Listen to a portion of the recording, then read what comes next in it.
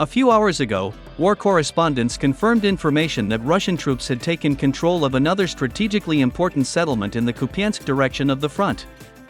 In particular, we are talking about the village of Kotlyarovka, located east of Kupiansk. The first information about the capture of this strategically important settlement by Russian troops appeared on May 4 at 5 p.m. Moscow time. Moreover, a unit of the 47th Tank Division of the Armed Forces of the Russian Federation also posted a video on the web, where Russian soldiers directly declared that the village of Kotlyarovka had been completely liberated.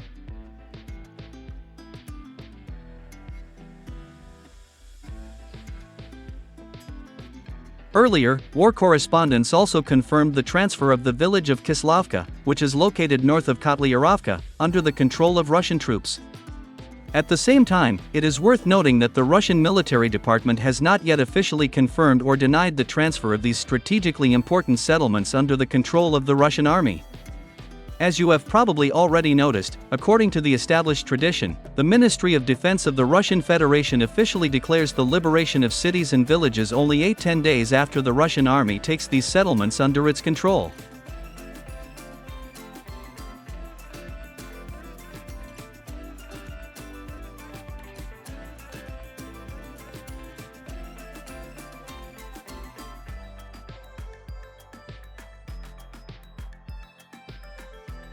Meanwhile, commenting on the situation in the Kupiansk direction of the front, Ukrainian propagandists began to claim that the Ukrainian armed forces were allegedly retreating due to tactical considerations.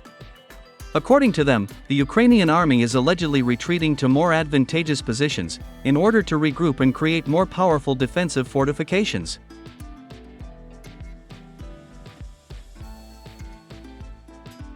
By the way, the Russian military confirmed the information that a large activity of the armed forces of Ukraine began to be observed in the Kupiansk direction of the front. According to the Russian military department, the Ukrainian General Staff has deployed about 5 combat-ready brigades of the Ukrainian army to the Kupiansk area, along with hundreds of well-trained military personnel.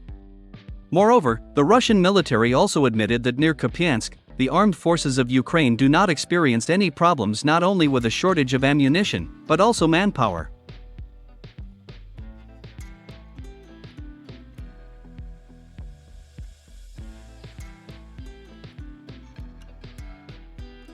The strengthening of the units of the armed forces of Ukraine near Kupiansk is most likely due to the fact that the Ukrainian General Staff seriously believes that the full-scale offensive of the Russian army will start precisely in the Kharkiv direction of the front.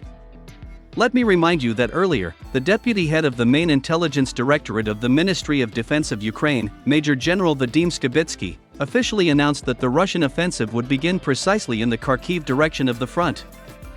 According to him, in early June, Russian troops will strike the main blow in the northern part of Ukraine, with the aim of capturing the Kharkiv and Sumy regions.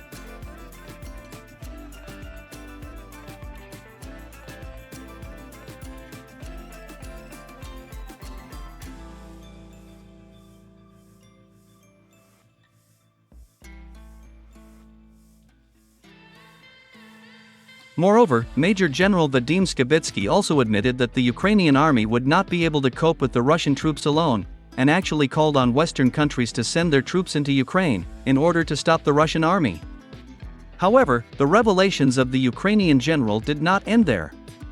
So, during an interview with British journalists from The Economist magazine, Major General Vadim Skibitsky admitted that the armed forces of Ukraine would not be able to hold the Chasiv Yar, and that the transition of this strategically important settlement under the control of the Russian army is only a matter of time.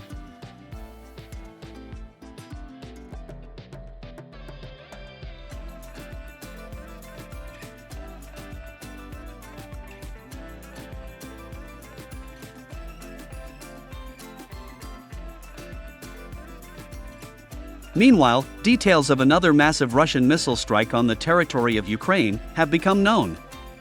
As it turned out, on the night of May 5, the armed forces of the Russian Federation launched a series of powerful missile strikes against military installations and critical infrastructure facilities, located on the territory of cities such as Dnipropetrovsk and Kharkiv. Even though missile strikes were carried out only on these cities, the air alert sounded throughout the night also in the eastern and central parts of Ukraine.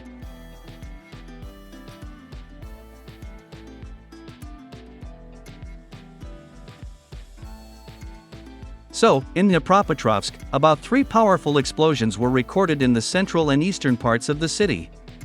Unfortunately, as of May 5, there is still no accurate information about what exactly Russian missiles destroyed in this city.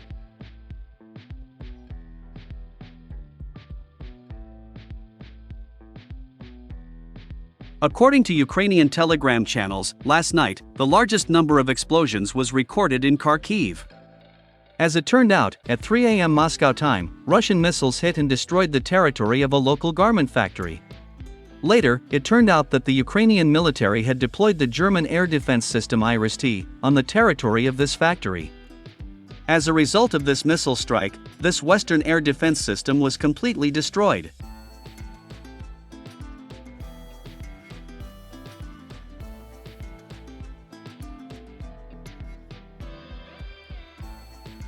However, on Sunday afternoon, new details of the missile attack on Kharkiv began to emerge.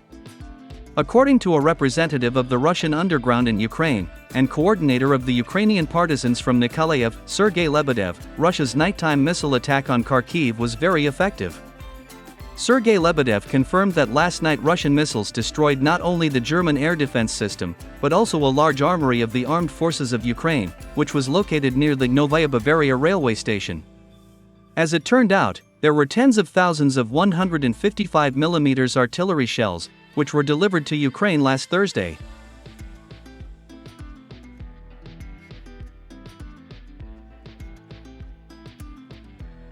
In addition, Russian Iskander ballistic missiles also hit and destroyed the place of the deployment of the personnel of the armed forces of Ukraine.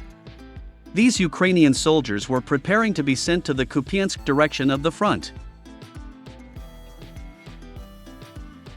Moreover, there were also French fighters from the so-called Foreign Legion. Unfortunately, the sources have not been able to provide accurate data on the number of casualties among Ukrainian and French fighters.